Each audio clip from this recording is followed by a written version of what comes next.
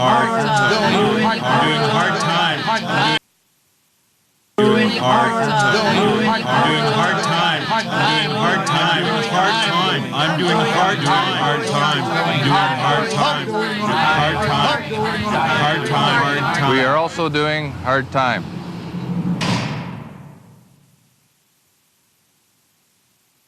Penitentiary, jail, prison, call it the way you want. Yes, they are extremely dangerous for correctional officers to work in. I would say the old days, I would say about 10, 15 years ago, the danger that we were exposed to were probably hostage taking, riots, assault on staff, but the assault on staff would be a combination during the process of, let's say, the riot or the hostage taking. Now the danger that we see the most is inmate will arm themselves with a homemade device, shank, pick, which at one point in the past they used to have those, but it was not very common. We used to find them, but not at the rate that we're finding them now, at the alarming rate that we're finding them now. What I mean by homemade device is, first and foremost, a shank or pick or knives made by an inmate can be made out of anything. They are very creative in the design. What I have here is one in the process of been finalized. This one is not finalized. A, it does not have the traditional grip that the inmate makes on them, and B, this one was not sharpened enough on the edge. So that one was probably discovered on an inmate or in the cell of an inmate, and the inmate itself was in the process of making these knives. Here we see a similar type of knives, but this one I would say is more finished than the other one, than the previous one. You see that the edge here has been sharpened on both sides. It has more design of a knife, and then here you see that they put a grip on. And that grip, this one, the light blue part here is made of a section of the inmate towel that the penitentiary provides them with.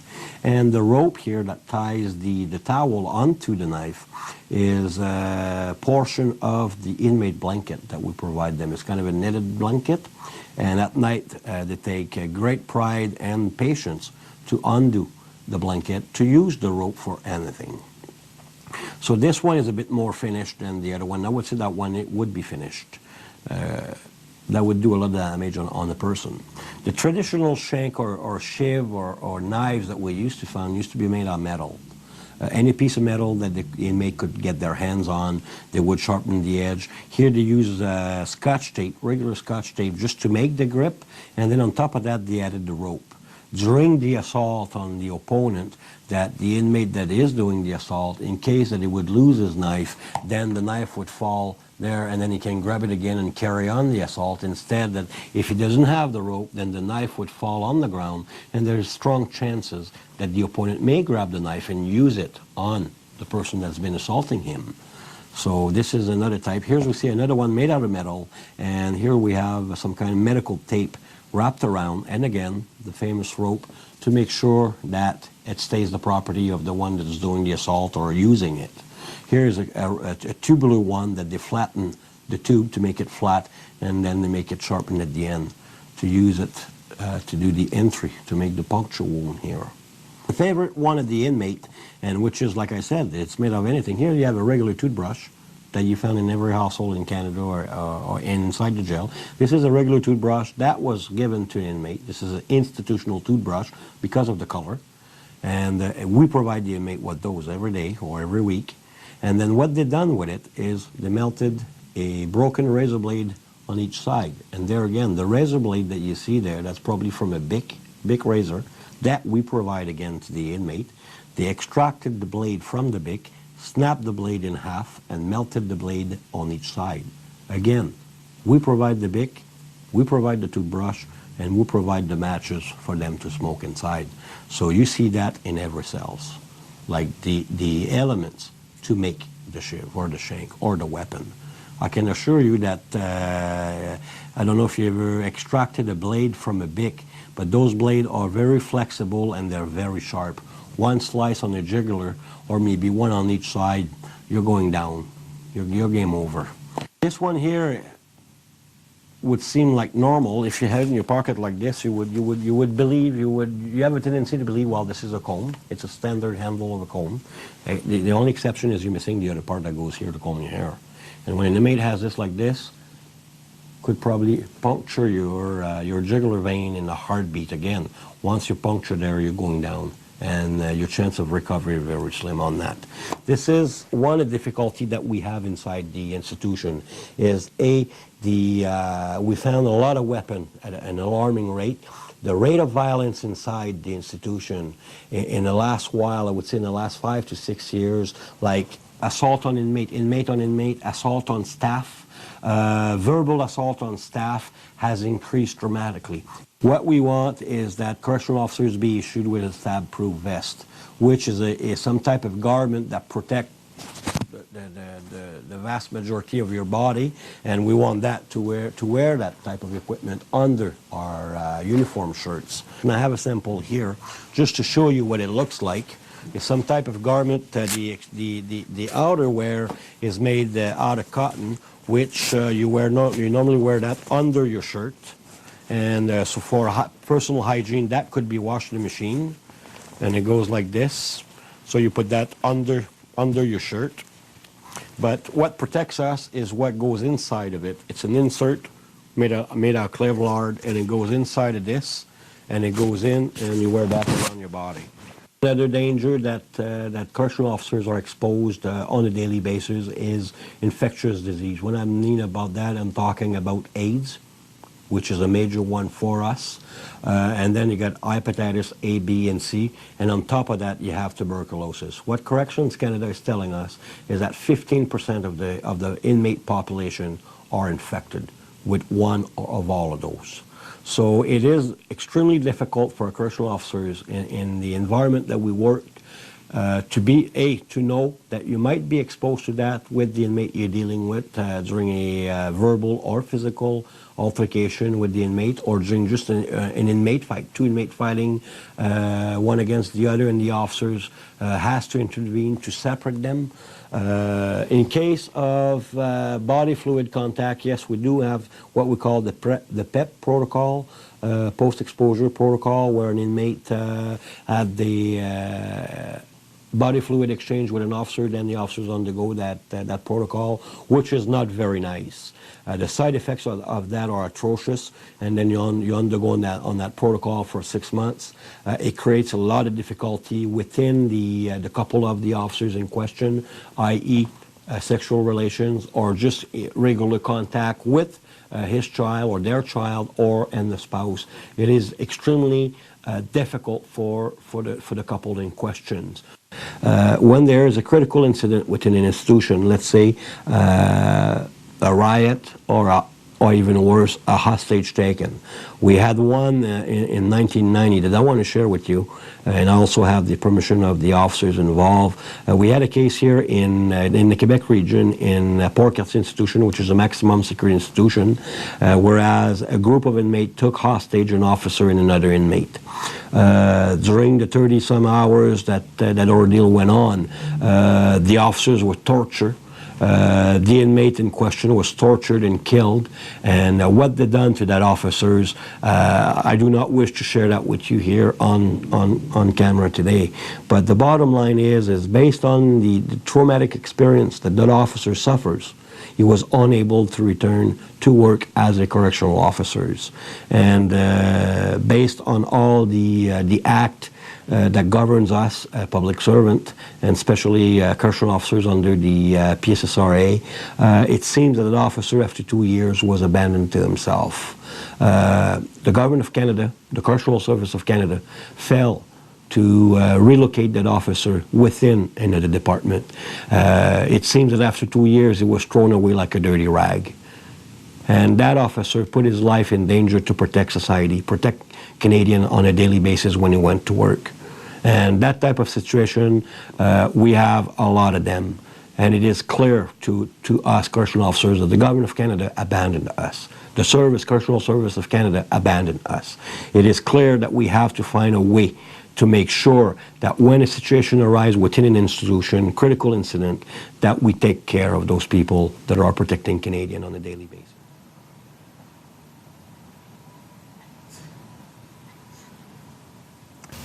Hello, my name is Pierre Mallette. I've been a correctional officer at Donnacona Institution for 18 years. Let me tell you, it's not exactly a relaxing occupation.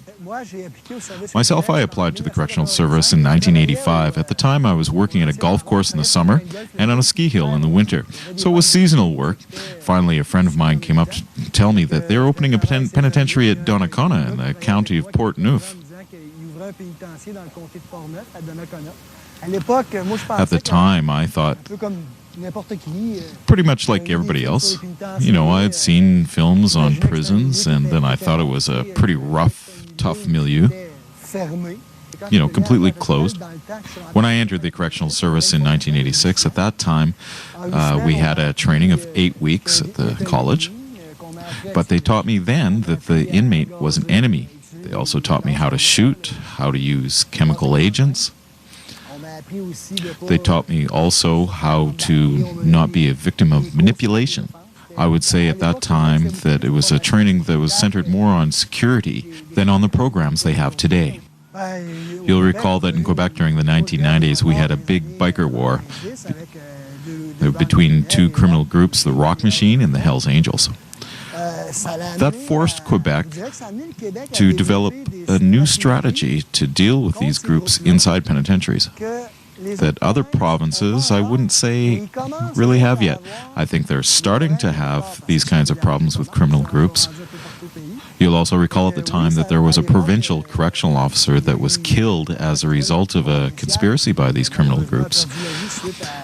That led to a new dynamic in the penitentiaries. It led to a new policy on criminal groups. We could criticize it greatly, but at the same time it led to a new awareness on the part of our employer.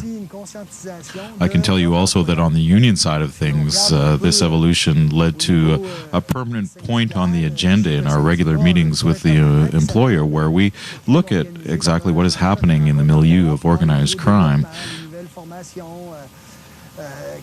And I'll tell you that really changed the dynamic in our penitentiaries.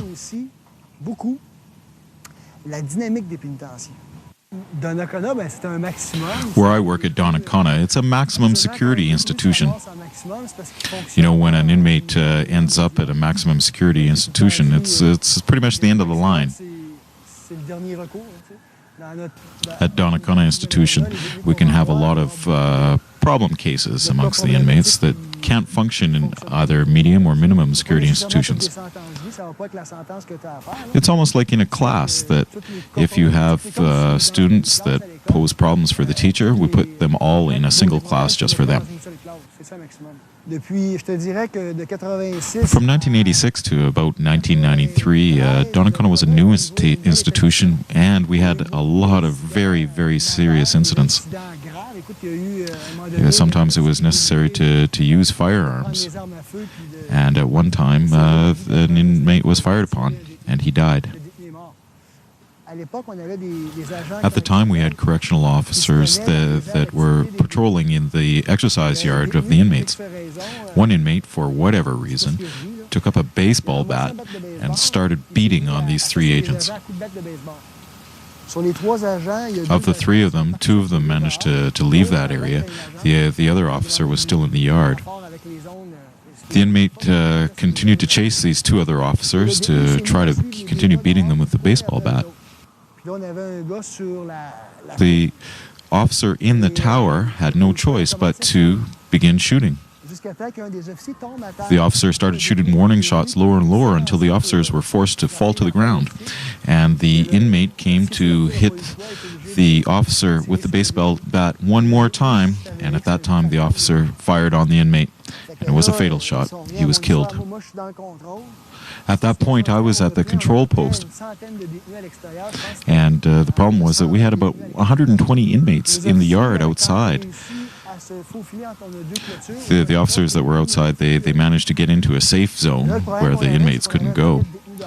But the problem is we still had a large crowd of inmates out in the yard, and an inmate had just been killed.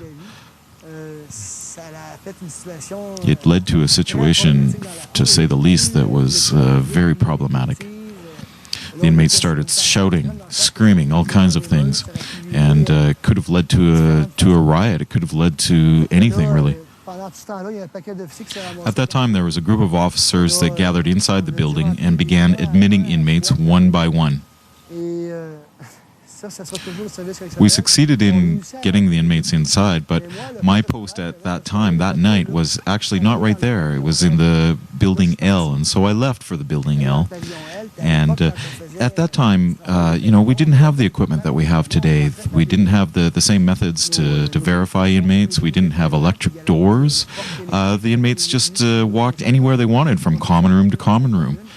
So there was a whole crowd of inmates there, and they were looking at us, I have to say, with complete and utter hate. Total hate. Among these inmates were friends of the fellow who had been killed outside. It was total hate. The next morning, we start all over again. The next morning, we start over, and I'll tell you, back then, there was no aid for employees, no help for employees. You have to develop your own emotional shell. There was nothing to look after your psychological needs. But, years later, here in 2004, I can remember just the smallest details of that event. At the correctional college, they don't teach us stuff like that. And could they? I don't think so. As correctional officers, we decided ourselves to create our own union. It's a young union. It's only 3 years old. It's kind of a newborn in the union movement. And I have to say that it's not always been easy. We're kind of like the black sheep that left the big family of the Public Service Alliance of Canada.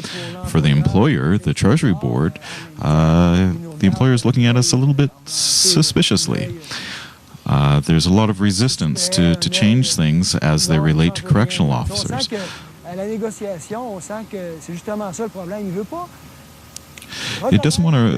employer doesn't want to recognize that correctional officers have different needs that are different from other public servants, and we're not trying to diminish other public servants. It's just that it's different. Unfortunately, what the public understands about correctional officers is generally what they've seen in old films or films where the bad guy is the correctional officer. These are the kinds of myths that we want to break. We want to break them forever. I'd say that during the evolution of the correctional service over the years, that the service has opened to the public media access to inmates so that the public can understand what the inmate is. But as far as correctional officers are concerned, I'd have to say the employer doesn't seem very interested in explaining to the public just what role a correctional officer plays. I work at a Atlantic institution in Renews, and I've been there 14 years in February. We were just getting ready to go do a yard walk, and then they had heard over the radio that there was a fight in Unit 1. So we were the first to respond, actually the first to step onto the landing. And when we got there was nobody around. Usually when you say there's a fight, there's still commotion going on. There's still inmates running here and there. There could be slamming of the barriers, just trying to get things calmed down. But it was just everything was completely quiet. There was nobody around other than myself was laying on the ground in a pool of blood. And I thought it was a deer carcass. And I know it would never happen because how would they get it over the fence? But still, I couldn't understand how it got up on the range. It looked like a deer that had been completely skinned. And when the other officer come out of the unit, that was working in the unit, come out of the office and he said, I just realized this is an inmate. I couldn't believe. So we were putting our gloves on while we were doing this. It only took seconds. Walked up maybe 4 steps and onto the landing where he was. And he was laying face down, or stomach down with his head turned a bit. He had one hand, his right hand was underneath of him. So we couldn't see where the blood was coming from because it was a mass, it was as big as a kitchen table, the blood was. He wasn't moving at all, like you couldn't see his back rising that where he would be breathing. So we immediately said, well, I thought, let's turn him over, it's gotta be underneath. It looked like he had grabbed himself, before he fell. And sure enough, when we turned him over, he had several stab wounds on him, so we immediately loaded him on the stretcher, run him down to healthcare. And Al Plaxton and myself were the first two. We did the CPR. The nurse was doing the the breathing, and Al did the chest compressions. And the air wasn't going through. I noticed it was coming out the side, like under his armpits and stuff. And my job was more or less to cover the ones under his arm, and he covered the one up in here. He had one up over in his hollow of his neck. It was definitely dramatic. Like, it was nothing I'd seen before. He was naked, but you couldn't even tell that he was. He looked like he was wearing a Spider-Man costume. in his eyes, in his earlobes. I can remember just standing and just, he kind of gazed over while we were sitting awake while they were doing the CPR, 'cause I was just kind of in my own little world at the time. It was amazing how every bit of him, in between his fingers, it was just smooth. It wasn't like wet blood. It looked like they had rolled him in it and dried him, or they had painted him. He was that red. That's a big thing that stands out in my mind. Like, when I go to the psychiatrist and talk to him, that's one of the main things. For some reason, it was different. It was more cruel. Nobody was concerned. Lots of other times, we've had inmates even come and help carry the inmate down to the healthcare with us, or want to help, and at least 1, 2, maybe even the whole range is concerned. We've had inmates that have hung themselves, slashed themselves. They've all been concerned as if they're going to make it through, overdose, whatever. Nobody was concerned with this. It was just like they'd thrown out garbage. That's what it was like to me. It just looked like, and that's when you realize, although he's an inmate and he's in for murder and he's not one of my favorite inmates, like I didn't have a really good rapport with him, it still hit home just to think that that's still a human being, and they just left him there just like garbage. And I think that's when when it was all over, it never bothered me while I was doing any of the responding to, and that took about an hour or so later, and that's when it hit me, like, how bad this really was. It could have been any of us. Anyone that you meet new that might say, doesn't it bother you? And it never has. I said, and then after I always say, well, no, I've never been scared to go to work. Back in your mind, you start to think, well, I must be somewhere, because you're always cautious. You're always on guard, but you don't think about it. Now, like, I would walk down through the aisle if they're going up to rec, I'd be walking from Unit 3 up to the rec yard, out to aggregate area, and could be the only one in the hallway with maybe 80 of them at a time from a unit, and not think twice. You might joke with one of them, laugh, and you don't even think about where you are. It's no different than being in a mall, or because it's so, but I think that's what it is. You get so complacent with the place that you get, it's just like home to me. It was a second home. I spend so much time there that it was just second nature. Now, it's totally different. My feelings of the whole place, I don't think of it the same right now, and it'll just take time. A lot more paranoid. That's why I take the Paxil, and that is a lot for paranoia, and you're real cautious of everybody. I get dark. I don't go past dark, in the dark by myself. Before, I never really give a second glance to anyone. Now, I'll see somebody just in front at the mall. I mean, it's a pretty quiet place. Somebody with a lot of tattoos and stuff, and you're always taking a second glance. You're always making sure my back's at the table if I'm eating somewhere. So I'm really cautious, like they're real paranoid, and that's not me. Even to the point that my own girls are even starting to pick up on it. They can tell, like, they've never been scared of the dark, but now they're starting to get more of it. Well, if my mother's scared, then there's got to be something. It took me a long time even to be able to go out in my yard and feed the dog. It took me almost a whole 2 months just to get, and that could be like 6 o'clock at night, but it gets dark. I couldn't go out. It bothered me that bad. I was scared there was something around and I've worked through that. Now it's mostly, some things will flash back. Like, I was at McDonald's and I was certain that I had seen Winder, which was really, I know, impossible. But I was at McDonald's. I had to stop right in the line while I was paying and take an Ativan because I was going into full panic attack. A little more edgy too. Like, I can get quite agitated easy now. They're still human beings, and our job is to serve and protect. A lot of people they don't see that. They think that we go in and so one of them dies, big deal. That's part of our job. Our job is to serve and protect the public, as well as to serve and protect the inmate. And they don't, a lot of them don't understand. Some people really, that are close to me, know that, I wouldn't want to be doing that. But there's still a few out there that think, oh, that's not a big, why would that bother you? It was just an inmate. They still don't, unless you're in there to see that type of environment, that it's not something that anyone can just, it took me a long time to realize every day was something new. When I put my uniform on, it gives me a whole different attitude. Like I told you yesterday, it's almost like Superman. You just knowing what you do, I don't know, I like my job, I always have. It's where I wanted to be, and I've been there now 14 years and plan on retiring there. But it should stand more out to other people, so that at least I've been asked if I worked at the Irvin. I've been putting gas in at the Irvin. I've been asked to put their gas in. It's like, no, I don't work at the Irvin. burn security. I've stopped at the mall in Fredericton and they thought I was working for burn security. Little things like that. Now, how often do you ever go up to a police officer and ask them something like where the washrooms are in the mall or something foolish, you know? I like wearing my uniform. Like I said,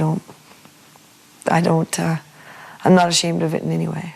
There's a lot of people that say, oh, it's just a job. It's just a job. To me, it's not. It's a career. I went there. I took 2 years of school for it. And officers have asked us for quite a while now. They want the Canadian public to see what they are. They want to see the real image of what they are. They want to show that they are professionals in what they are doing. As police officers or firefighters, they are professionals. And the second thing is we're negotiating a contract right now. We've been negotiating for 3 years with the Canadian government. We've had 80 negotiation sessions with the Canadian government, and we have not settled half of what we have to settle in our bargaining. So one of the second objective of this campaign is to let the Canadian public know that we are also in negotiations and that we need better working conditions. One of the important topics is training. We want to be involved in the training programs that have to be put forward to help the correctional officers to be better professionals at all times, especially regarding organized crime. We want to be able to better identify who they are, how they work, how they operate outside and inside. And this kind of material, this kind of information is available in CSC, and we want these information to be given to correctional officers. This is going to facilitate our job when we know who we are confronted with, how they work, how they operate, who's leading the organized group inside the institutions. This is the kind of training we need. We need a regular training on use of force, because when we have to intervene in different situations, if our training is up to date, if we are with the new ways of intervening are shown to us, this training is given to us, it's going to be better, less injuries for inmates, less injuries for correctional officers. Second thing we're trying to negotiate right now is to be involved in how to better our work. We want to be able to discuss, since we are frontline, we are the frontline people. Correctional officers are there. Correctional officers are a little bit like nurses in a hospital. We support the institution. We're there. We're the backbone of the institution. So we want to be able to discuss with our employer, the Canadian government, how to better the job. Not necessarily the working conditions, but the job. How to make our job better, how to make our jobs more professional, to help the inmates, because the part of our job is also to help the inmates make it through their life sentence or their sentence that they have. The third thing that we are actually trying to negotiate is a leave with pay for pregnant correctional officers. There's close to 25% of the correctional officers that are females, and we feel that when they are pregnant, they should be put on leave with pay to protect themselves and the child to be born. Then there's another important topic, is the working schedules. Actually, we are working on 7-3-7-4 work schedules. This means 7 days of work, 3 days off, 7 days of work, 4 days off. We work days, evenings, and the graveyard shift. And this means that we don't have a very good social life. We have a lot of difficulties in having a good family life because of the working schedule. These schedules are archaic schedules. They don't exist anymore, 7-3-7-4. Normally, there are different working schedules that have better, that will give your family and yourself a better quality of life, and this is where we want to get into. We want to make sure that our correctional officers are able to live a better life, instead of being off once in a while or working 7 consecutive days in a jail, in an institution, is not small stuff. Health and safety is a very big important topic also. Our members need to protect their health and their safety, and we have to have tools to do that. We would like to be able to wear protective vests where we would not be, if an inmate would try to stab a correctional officer, then there would be some kind of protection. We want to be able to make sure that if we are stabbed by an inmate, or if we are bitten or scratched by an inmate and there's any exchanges of body fluids, we want to be able to know if that inmate has HIV, because HIV is very high in the institution. So we want to know if the inmate has hepatitis A, B, and C. That is also very important right now in the institution. Tuberculosis is starting again in our institutions. So we want to be able to have all that information regarding those facts, to be able to protect ourselves and to be treated in the hospitals if we are in any kind of situation where there are exchanges of body fluids. And I think one of the crucial demands that the correctional officers have right now is a better pension. Actually, we're allowed to retire at the age of 50 after 25 years of service with 50% of our salary. And this is where we would like to maintain the 50 years of age, 25 years of service, but we would like to retire with 70% of our revenue. Actually, correctional officers are not necessarily leaving after 25 years of service because the revenue is insufficient for them to retire, so they have to work more years, and that is where we feel it is more difficult for correctional officers. They'll work 28, 29, 30, 31, 32 years before they even think of retiring because they don't have enough money to retire. So yes, if this program is put in place, there will be more correctional officers retiring after 25 years of service. Correctional officers are doing hard time. They're working inside the institutions. They're living the same conditions as the inmates, and they have to, most of the time, they'll have to work longer than an inmate that will have a life sentence that will do 25 years. And we're living under those same conditions every day of our lives. Even when we're outside, we're still living those same conditions. We can compare our conditions to police forces, where there are some police forces that have already gotten what we are asking for regarding pension. So we're not the first ones asking for something like that.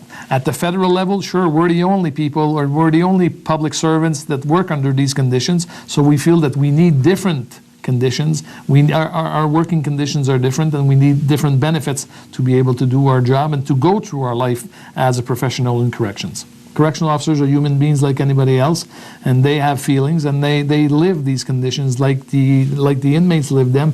So probably that it won't all go away, but if we are able to get better working schedules, better working environment, earlier retirement, all these little bits and pieces put together should be helpful for correctional officers. My perception of corrections was kind of Hollywood. You know, I served 14 years in the military service, and I was thinking that, well, I'm going to become a prison guard. The inmates are going to be working for me. I'm going to be sitting on my horse with my shotgun. There was an old guard who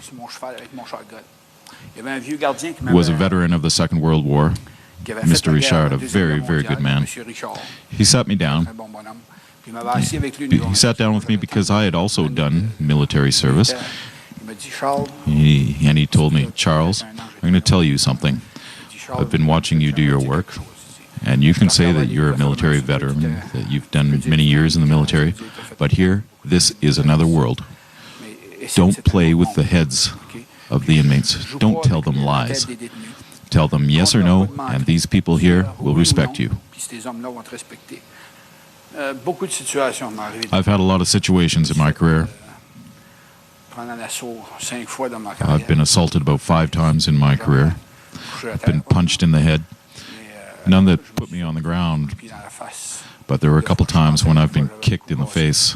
One time I thought I had my neck broken. There was a dangerous man there who was in for murder. He was at the canteen. Myself, at the time, I was at the central post, in the dome area, as they call it. He was at the canteen. He was there to ask for a piece of gum, a piece of bubble gum. The inmate that was running the canteen, I knew him very well. He was a Quebecer. So he gave him a gum because the other inmate, he didn't have any money. About 5 or 6 minutes later, this inmate at the canteen came to see me. He says, yeah, this guy came and asked me for another gum, and I refused him. Then he brought out a knife about this long, and he came to stab me in the throat. I backed up just in time. And my friend who was with me went running after that guy. He took with him an iron pipe about 3 feet long, you know, a pipe that they do their weights with. There were no weights on it. They just took the iron pipe, solid iron. So this other guy tried to escape. He tried to save himself. He came right in behind me inside my post. He was running really fast. You often see them running. But he came right in behind me, and I was like, what are you doing? So the other guy, he arrives with the iron pipe, and he says, get out of the way, Charlie. Get out of the way, because I'm going to kill this goddamn prick. And myself, I was standing at the time there, and I said, wait a minute, you're not killing anybody here right now. And he said, look out, he's got a knife. So I said to the other guy, hand it over, give me the knife. I'm not handing over fucking shit, man. So I'm like that. Wow, wait a minute here. The other guy's, get out of the way, I'm going to kill him. So I'm trapped between these two guys. And I said, look, you're not killing anybody here. You know, I could have saved my own life. I could have gotten out of there and let them just have at it. But, you know, from the corner of my eye, I saw my friend in the other post. He had a gun. And it was aimed in my direction at the guy with the iron pipe. So anyways, I'm trapped between these two guys. I take the radio and I say, as soon as I took the radio, I noticed that in the dome, all the inmates had come around and surrounded. Let me tell you, that was a little bit stressful. So I take the radio and I say, officer needs help. So right away, bang, all my coworkers came running. There's one that jumped on the guy with the iron pipe, and I backed up and I asked the other guy, okay, hand it over, give me the knife. And it was that long, a pick. An iron pick about this big and very pointed on the end. He wanted to kill the other inmate. Just for a bubble gum. The majority of inmates, they come from poor families, disadvantaged families. I think I only ever knew one inmate that came from a rich family in my whole career. The rest of the time, you know, those are people who, you know, were abused, but they never learned their lesson. They never figured out that after they got caught by the police a couple times that, you know, I've got to stop doing this. Instead, no, they graduated into federal prison. You know, myself, I would have learned my lesson. But, you know, I often spoke to inmates, and I told them, you're losing your life here. What are you doing with your life in here? And they said, you know, I know, Charlie, but, you know, I can't stop. You know, problems with drugs, or I've been a thief. The best rest I ever had is when I retired. I sleep very well ever since I retired from Dorchester. But before, you know, you think it's normal that you don't get your rest. You know, in 23 years of working there, there's always something that's going on. Even as a medium, you know, you're in contact with those inmates, and stuff is going on. You think about that the next day. You take it home with you. My wife works there as well, and she's still living it constantly. If there's nothing that happens during many days, I mean, if you work in an office where you're not in contact with inmates, well, you know, that's not so bad. But when you're in contact with inmates, that's something else. You're the person that stops them from breaking the law. These are people who break the law. They're antisocial people because they break the laws. They don't believe in them. So we're the people who stop them from doing that.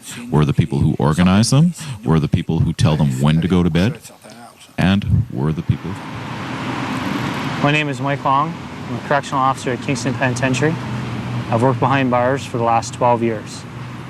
Well, I actually wanted to be a police officer at first. The limited choices at the time led me in the direction of corrections. I thought the fields were related, and thought I'd give it a shot. I've seen a lot of similarities with regards to policing and corrections, that basically your streets are a lot smaller, but the people are still the same. You're still dealing with people. I like to think of us as all equals. It doesn't matter if I've got 25 years in, if I'm of a different rank. Everybody's word is valuable. Information is power inside of an institution. It's not just important that I have the information alone, it's important that I share it with those I work with. At times it can be a very rough place. Any sort of institution is routine in nature. I guess having to deal with that in any human aspect, doing the same thing over and over again, that can become, I guess, a breaking point at certain times. For staff that get bored, for inmates that see that boredom and complacency and try to take advantage of. So it's the hardest part is trying to keep everything new and fresh and coming in with that attitude. I work in a sort of a new unit. We call it a high needs unit. Kingston Penitentiary is basically a protective custody, maximum security institution. We have a lot of high profile offenders. That being said, that some of these will not be able to integrate in the general population, and it's not necessary to keep them in the tighter segregated part of the institution.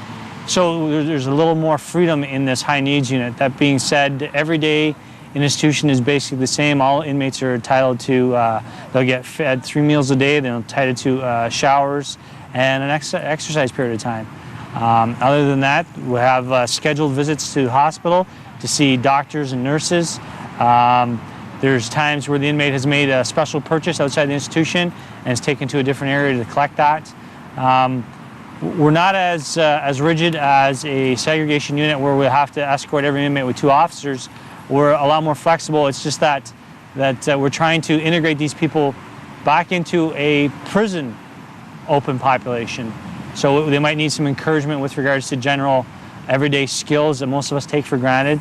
And some of them are just looking to just another way to pass some quiet time. I treat inmates, treat them all the same, fairly. You want something from me. I understand it because of your limited mobility. I expect certain things from you that are set out from the institution and the CSC. You realize that I will hold you accountable for your actions, and you can also hold me accountable for what I say and do with you. So there's that give and take on both sides. If an inmate makes an allegation, it's usually followed up by an immediate supervisor, and then even goes beyond that. Even if it gets outside to the point of it may warrant the police to come in and question you. Whereas if you make an allegation against an inmate, it's part of your job. It's part of your job. So this is that frustrating part there where you just try to go along your day, make sure it's just a routine from whatever it is, 7 to 3, 3 to 11, and at the end of that day, there's no allegations against you or you making any against anybody else, and that would be it. There's a lot of frustration in the job at times. And I guess it wouldn't matter what you do. I think the best thing is having people that you can share your frustrations with and find that you're not alone in that, and to sort of develop a routine where you can get rid of that frustration and leave it somewhere else. I have gone through a divorce recently, and my wife didn't understand what I did at times, and it's really hard for a lot of people to understand unless you're in the profession. It really is. I like to ride my bike. It gives you that time, fresh air.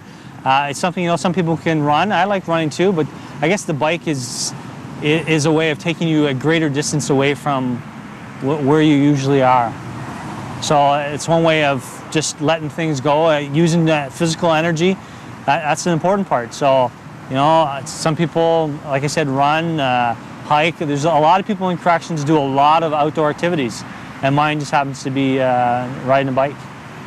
I'm proud of the job I do. I try to instill in people that don't worry about what other people are doing, worry about what you're doing.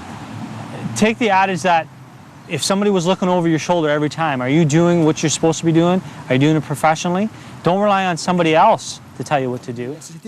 All those who think that we only have a muscle job and not a brain job, well, that's completely false. Many times in our job, I've seen that a person that can't just use his strength has to use his judgment, his abilities of a communicator, his ability to be negotiating with the inmate, to forestall dramatic incidents. All these things are part of our job. In order to manage the penitentiary, in order to manage situations of crisis, there's also a lot of mind control, manipulation that goes on the part of the inmates in the institution. It's not easy either to work 7-day shifts. Like at Donnacona, we do 7 days in a row. And often you arrive at work, and the confrontation starts as soon as you arrive at work. As soon as you start your shift, that's when you have to make sure the inmates are served their morning meals. And that's when the insults start. All kinds of things, all kinds of crude words. And you're going to live that kind of situation for 7 days in a row. All kinds of crude words are going to be used, threats, death threats, things like, I'm going to kill you, you effing pig. That's exactly the way the job goes. You know, it's not like a boutique in a shopping mall where you arrive in a store and you say, well, I'd like to return the merchandise, madame. And it's all very polite. And those are not the kinds of exchanges you're going to have in the correctional service. It's going to be very tough, and it could go right up to death threats. Today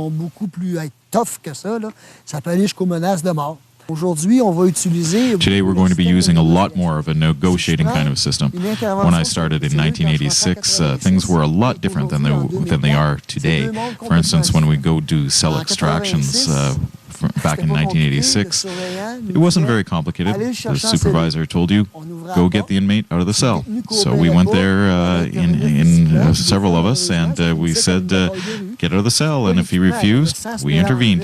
There was no technique. There was no preventive measures. There was really no negotiation. It was simply that you had to win. That was the only choice. In 2004, we can say that the technique has evolved a lot. Right now, before we do cell extractions, everything is filmed completely. Before the intervention is begun, we explain to the camera what is going to be done, how it's going to be done, and who is going to participate in the intervention. After that, we go in front of the cell of the inmate and we explain to the inmate what is going to happen. All the while, everything is filmed. And we give the inmate the choice either to cooperate or that we have to use the necessary force. You know, in the correctional world, you have to have a very good sense of leadership. You have to build yourself an emotional shell in order to live through the confrontations that are very much part of the job. Violent, verbal confrontations. If you have to settle a situation where there are death threats, physical threats against you, threats against your family, that they're going to kill your family, the weapons that you have against that are your word, your leadership, and your shell. You know, it's important that you're able to live with these kind of situations, that you deal with them, and then you move on. Back in 1986, when I entered the correctional service, we had training at the college that lasted 8 weeks. You know, techniques for self-defense on weapons, firearms, chemical agents. I felt that I was at the end of a certain era. They didn't talk very much about rehabilitation, social reintegration, or these kinds of things. And one of the things that I say that really marks the evolution of the correctional service is the arrival of women as correctional officers. You know, women in the correctional milieu has kind of forced the inmate to negotiate more. It wasn't anymore a situation, kind of a macho thing. Now when you have an inmate that weighs 250 pounds, is 6 foot 3 inches tall, and he's confronted with a woman who's only 5'2" or something like that, weighs half of what he does, his co-inmates might look at him a little funny or laugh at him if he tries to confront her physically. It wouldn't be very good for his image. So that introduced another dynamic to the correctional service. It brought new methods rather than just the traditional wrestling match. I'm Henry LeBlanc. I work as a correctional officer at SACC-CSN in Prince Albert. I work as a CX2. Been there about 5 years now. Yeah, it's definitely a tough job to work there. Living out in the country like this there really makes a big difference because you can get away from the everyday hassles of the job, of the pressures, of the stress, and you come out here and you can relax. You sit back, you have a look at the countryside, you do your work out here. You don't have to worry, you can leave your doors unlocked in your vehicles, your house, so on and so forth. It's just peaceful to get away. It was a big wake-up call. Like, you know, you walk into the pen, and the first thing that ever hit me, and you always hear that big door slamming. Well, the first time I ever heard the big door slam, it was reality. The stuff that they taught me 5 years ago, they don't give you any new upgrading, they don't give you any new training. What they taught you 5 years ago, it's gone, it's finished. I would say there's probably 70% of us that are not retrained. So there are some CX2s that have been there for maybe even 10 years that haven't been retrained. Well, if you haven't handled a weapon in 10 years, and you have a riot, and something happens, anybody can probably pick up a gun and start to shoot if you have to. Okay, that's fine. But if you do something wrong, and you shot that inmate, or you shot somebody else by accident, whatever the case may be, and you haven't been retrained, who's going to get in trouble for that? Is it going to be the managers? Is it going to be CSC in general? Or is it going to be that CX officer that pulled the trigger? That's the sad part. People don't have a clue of what our job is. People don't have a clue what inmates are like. People don't have a clue how a penitentiary's run. They really don't. You know, half-mangled bodies that are full of blood and everything else out of a corner after they beat the living crap out of each other. You can't pay me $50 an hour to work in that job. You're going to have to pay me a couple $1,000s an hour to work that job, because it just doesn't pay enough. You know, when you're finding dead bodies in cells and hanging inmates off of bars and everything else there, there's not enough money in that paycheck. So I start at 6:45 and I work till 6:45. So I don't have breakfast with my kids, I don't have dinner with my kids, and I don't have supper with my kids. I come home, supper's finished. Dad, how was your day? I basically tuck him into bed. Good night. Read him a story and it's finished. The other 12-hour shift that I work is the 11 in the morning to 11 at night shift. And then we also have a midnight shift. Now the midnight shift starts from 7 evenings to 7 in the morning. Well, that one totally turns your life upside down, completely. I'm proud in the sense that I keep society safe. You know, I mean, we have physical barriers that keep inmates in. We have physical walls. Like Sask-Pen has 30-foot walls. But it's what people do on the inside that keeps those inmates from going crazy or berserk, whatever word you want to use. But it keeps them socialized, it keeps them busy, and it keeps them sane. If you had physical walls that just kept those guys in there, how long would that last? Not very long. The prison on our shoulders. It's a term that can be used by correctional officers many times, in that there will be times where you're a correctional officer first. You'll be a psychologist, you'll be a nurse, you will be a police investigator. All these things are put on the shoulders of a correctional at any given time throughout his daily or weekly or even career. And at times that weight is bared alone by the correctional officer. In the most part, you don't receive recognition for any of the positive that's done on your part or your coworkers.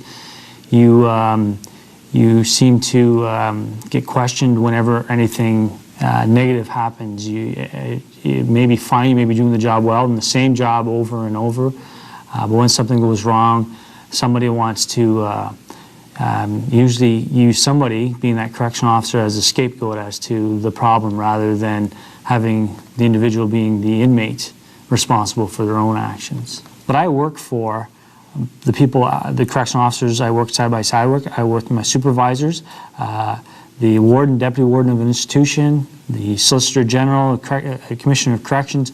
all the way up to the Prime Minister and every citizen of Canada. I represent all those people every day when I go to work to uphold the rules, regulations, and laws of Canada. And that sometimes when I'm asked now to not, because of somebody's discretion, then that makes it hard on you. So it's like every day I don't make that decision, it has to go to somebody else. But in the same instance, they want you to take care of every problem at the lowest possible level. So it's a contradiction at times. You're trying to do your job and you are following it out, but today may be a different day because somebody has a different agenda. There's just so much interaction between staff and inmates that a lot of times it's there's just not enough staff around, supervisory staff to teach on a first-hand basis. Yes, that was correct, job well done, or we can improve in this area. There's just not enough of that. It's this is the way it is. Something went wrong here, and everybody's to learn from it, not to say, okay, this is what I would like for you. I'll show you how it's done, and here it is. It's more of a trial and error, and usually most times.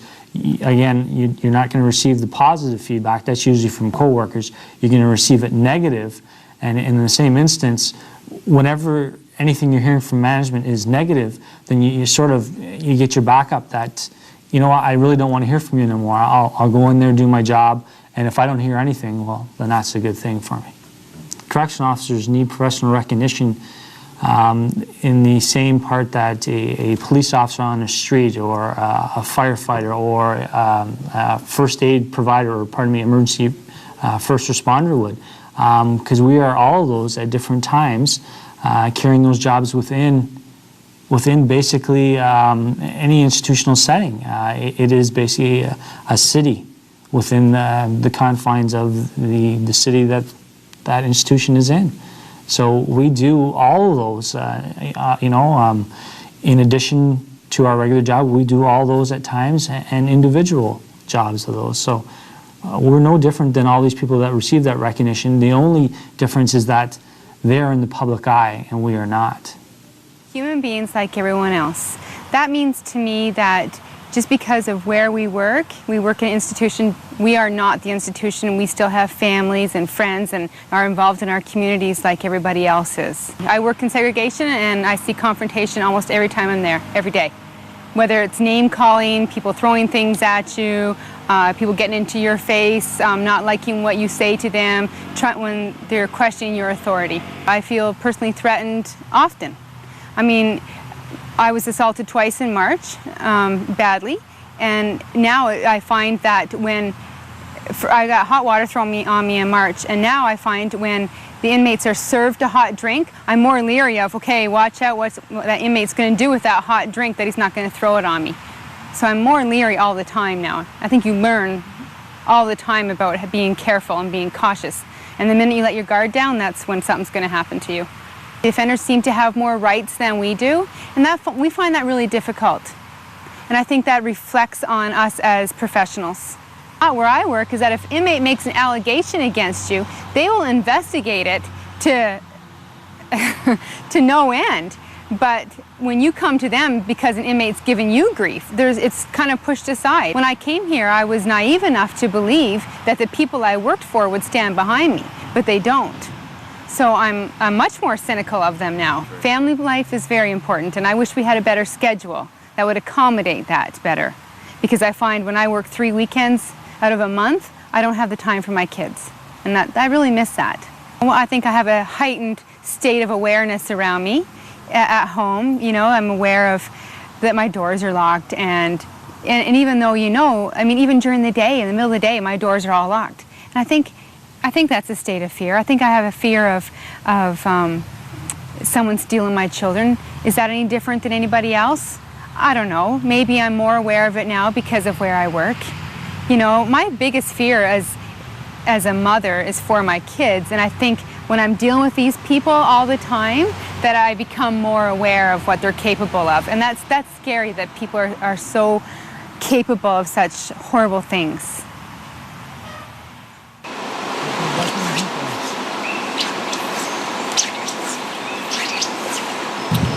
Ken Ferguson. I'm a CO2 at William Head Institution.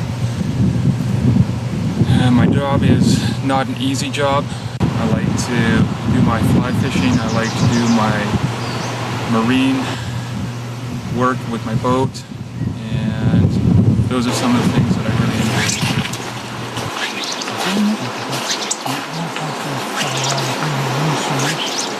This is a unique part of the country. There's no other place that I know that is like it. We have a moderate climate year-round. If you're an outdoors person, there's many things you can do. There's hiking, there's biking. In the summertime, there's swimming. If you're a golfer, golf year-round. It's just a really good place to be if you enjoy outdoor activity. And for me, I really enjoy that. So this is where I was born, this is where I was raised, and I don't imagine I really want to go anyplace else. This is my home. I suppose each institution has its own challenges, but a minimum is by no stretch of the imagination an easy place to work. There's things that are inherent in the job. You're working with people who are in our facility because they've run afoul of the law. We also have, we are like any other institution, we work 24 hours a day, 7 days a week, 365 days a year, and that means shift work. Shift work can be really tiring. It can be something that really wears on your family life. Whether you're a minimum, medium, or maximum, it makes no difference. We all do shift work. It's all hard. We still deal with difficult people, whether they're medium, maximum, or minimum. It can be difficult. It is a different world than a maximum. I understand that, but we still have our stresses and we still have our difficulties as well. It's not an easy place to be at times. We are also doing